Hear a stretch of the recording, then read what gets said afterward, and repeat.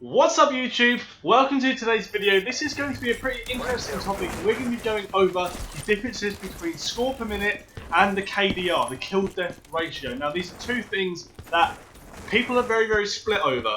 If you're an old school Call of Duty player, the KDR or the kill death ratio is probably something that you kind of feel you have to have higher than other people because back on the old days when COD was on Modern Warfare 2 and games like that, the kill death ratio was the ranking element. That was the way that you were ranked in the game. Nowadays in Black Ops 3, ranking is all done by score per minute, and it has been done like that for the last few sort of games. So I just wanted to talk about the differences between the two and what you should be going for and what's going to be the best for you. So as you can see on the screen, we're currently playing on Fringe. I have two gameplays for you. We are using the exact same class setups, the exact same specialists as well, so all of that is exactly the same. The only difference we are going to be having is the score streaks, and I feel that the score streaks play a big part in whether you want to be going for kill death ratios or score per minute. Now the first game is on Fringe, it's TDM, and we dropped 38 for 6, and the next game along, although it's not the same map, we dropped 38 kills again for 10. So the kill death ratio in the first game is a lot higher, and the kill death ratio in the second game is lower. But in the first game, we're using the Cerberus, the Talon, and the Wraps. I could have put some other kill streaks on as well, but I'm using my second account at the moment. So because of that, we're kind of limited, but we're using all lethal kill streaks. And then in the second gameplay, we get the same amount of kills. But we are only using the UAV and the counter UAV. They're the only two score streaks that we're using. So this is where the difference comes in. If you're going to be using lethal score streaks, the odds are your kill death ratio is going to be higher. And if you're using non-lethal score streaks, your kill death ratio is going to be lower, but the score per minute is going to be higher. So this is what I thought was going to happen. So I decided to put it to the test and see what happens.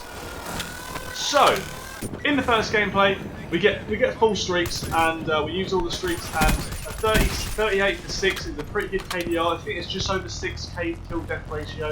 And in the second game, we go 38 to 10, which obviously is a 3.8 kill death ratio. Now, for me, the KDR is not something that I really am that interested in.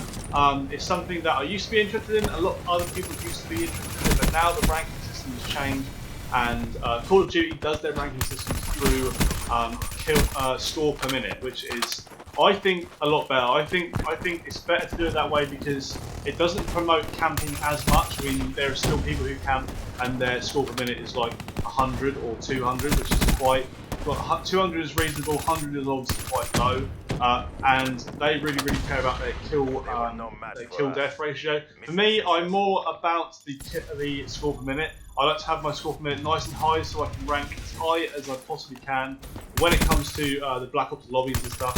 Whenever I join a lobby, no matter what account I'm on, I'm normally sitting at the top of that lobby for my score per minute. I might not have the highest kill death ratio in that lobby, I might not have the most kills, but I'm normally at the top because of my score per minute. And this is down to my my gameplay, the way that I play the game. So the way that I play the game is very rushy. It's very kind of like in your face, running around with an SMG or rushing with an assault rifle. Often I'll use the HK30 or the K44 and I'll rush around with that. So that's my play style. So obviously my score per minute is going to be high and my kill death ratio is going to be low. I think my KD on this account is about 2.3. My KD on my normal account is about 1.92, something like that. So the KD is like not bad. It's okay. If I actually wanted the KD to be a lot higher, then I could do. But it kind of beats the reason why I play the game. The reason I play the game is to have fun, and I'm not that stats kind of oriented when it comes to that sort of thing. So as you can see on the screen, we are going in. It doesn't matter what setup you're using. It goes well. I do really well in both games. It's actually the same lobby. I played the lobby twice, and I just happened to get 38 kills in both, which I thought was perfect. The first game lasted just under 5 minutes, and the second game lasted just over 7 minutes. So that then you'd think, well, you got the same kills, so the score per minute must be lower in the second game. Well, that's where the difference happens. That's where I'm using non-lethal score streaks. Now, because I'm using non-lethal score streaks on the UAV and the counter UAV, you can also put on the hater as well if you want that as well, but that's for more like advanced players. For me, I'm not someone who's going to get the hater every time I go on a score streak, every time I go on a kill streak, but I can normally get the UAV and the counter UAV pretty comfortably. So that's why I'm using the UAV and the counter UAV on their own. If you're a lot higher or a lot better player than I am, then feel free to slap on the hater or like this guardian or something, put it in a high traffic area, you get a lot of points from that. So the reason that I get a lot of points and a lot of score per minute in this game is basically down to the additional points that you get for having the UAV and the counter UAV up. So if you've got the UAV and the counter UAV up, you get an extra 20 score per assist that you get. So every time a team member gets a kill with their gun, you'll get an extra 20 points. If you've only got one up, you get an extra 10 points, and that's basically how it works. So let's have a look at the KDR and the score per minute in the first game. As you can see on the screen there, in the first game, we went on a 6.33 KD, and also we had a score per minute of 515, which is pretty good for Team Deathmatch. I'm pretty happy about that. But if we go across to the score per minute in the second game, you can see right there that the score per minute is 616 and the kill death ratio is 3.8. Now, when it comes to this game, 100 points in the score per minute is very high. It's actually quite a lot. It doesn't seem like a lot, but it really is. To make the jump from 100 to 200, you have to play a lot more aggressive. 300, 400, 500, 600, etc. You have to play a lot more aggressive to keep that score per minute going up and up and up. So anyway, that is my analysis on score per minute versus KDR. I hope you enjoyed the video, guys.